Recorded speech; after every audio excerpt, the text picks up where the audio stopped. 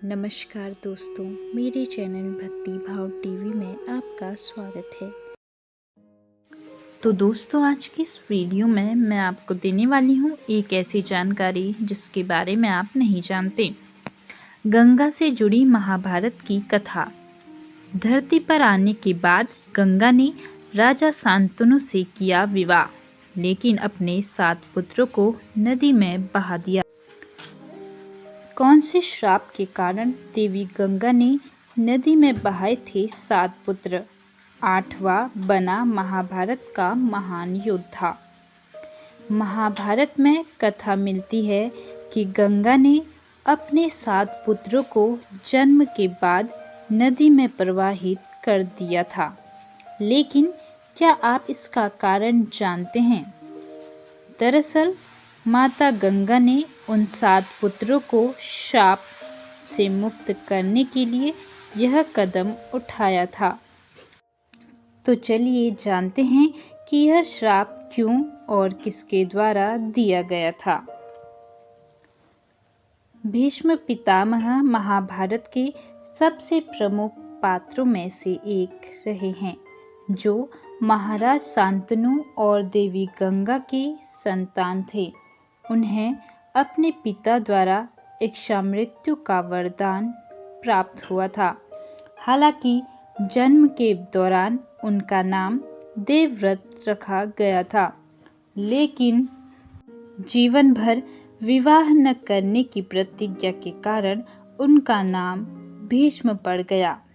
शांतनु ने तोड़ा वचन। गंगा ने शांतनु से यह वचन लिया था कि वह कभी उसके किसी कार्य में हस्तक्षेप नहीं करेंगे। इसी वचन से बद्ध होकर गंगा के अपने 7 पुत्रों को नदी में प्रवाहित करने की बात भी शांतनु कुछ नहीं बोल सके। लेकिन जब देवी गंगा 8वें पुत्र के साथ भी ऐसा ही करने जा रही थी, तो शांतनु ने उन्हें रोका और इसका कारण पूछा।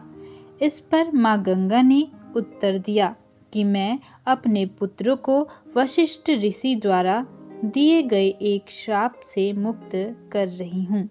लेकिन 8वें पुत्र को इस श्राप से मुक्ति नहीं मिल सकी। वह बालक कोई और नहीं बल्कि भीष्म पितामह थे। क्यों मुक्त नहीं हो पाया 8वां पुत्र? पौराणिक कथा के अनुसार गंगा के वह 8 पुत्र पिछले जन्म में 8 वसु अवतार थे, जिसमें से घ्यू नामक एक वसु ने अन्य के साथ मिलकर ऋषि वशिष्ठ की कामधेनु गाय को चुरा लिया था। जब इस बात का पता ऋषि को चला तो वह अत्यंत क्रोधित हो गए। गुस्से में ऋषि वशिष्ठ ने सभी को यह श्राप दिया कि वे सभी मृत्यु लोक में मानव के रूप में जन्म लेंगे और उन्हें कई तरह के कष्टों का सामना करना होगा। जब उन सभी को अपनी गलती का एहसास हुआ तो उन्होंने ऋषि से क्षमा याचना की। वशिष्ठ ऋषि ने कहा कि बाकी 7 वसु को तो मुक्ति मिल जाएगी, लेकिन घ्यू को अपनी करनी का फल भोगना होगा। यही कारण है कि 8वें पुत्र अर्थात भीष्म पितामह को इस श्राप से मुक्ति नहीं मिल सकी। महाभारत से संबंधित अन्य जानकारी। महाभारत के कर्ण से जुड़ी ये बातें नहीं जानते होंगे आप। कर्ण महाभारत काल के प्रमुख पात्रों में से एक है। कर्ण महाभारत के सर्वश्रेष्ठ धनुर्धारियों में से भी एक है। यह बात को अधिकतर लोग जानते हैं कि कर्ण 6 पांडवों में सबसे बड़े भाई थे, लेकिन पांडवों की माता कुंती ने ये बात सभी से छुपाई थी, जिस कारण कर्ण को उपेक्षा का शिकार होना पड़ा।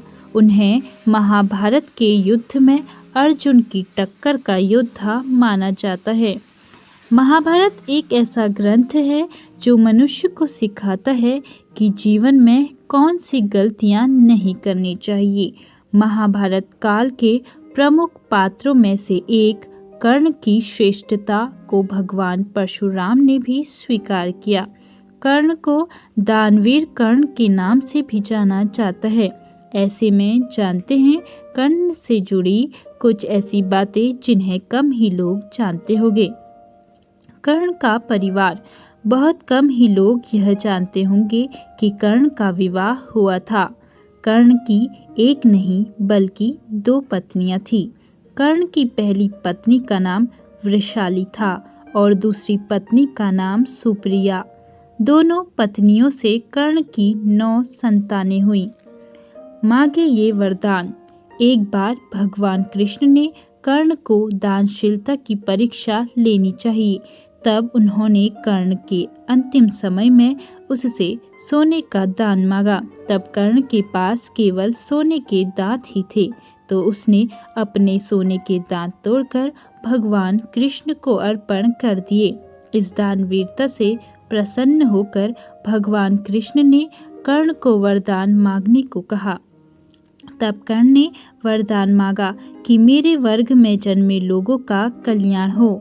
दूसरे वरदान रूप में भगवान कृष्ण को अपने राज्य में जन्म लेने को कहा और तीसरा वरदान यह मांगा कि मेरा अंतिम संस्कार ऐसा कोई व्यक्ति करे जो पाप मुक्त हो। भगवान कृष्ण ने कर्ण के सभी वचन मानते हुए स्वयं उसका अंतिम संस्कार किया।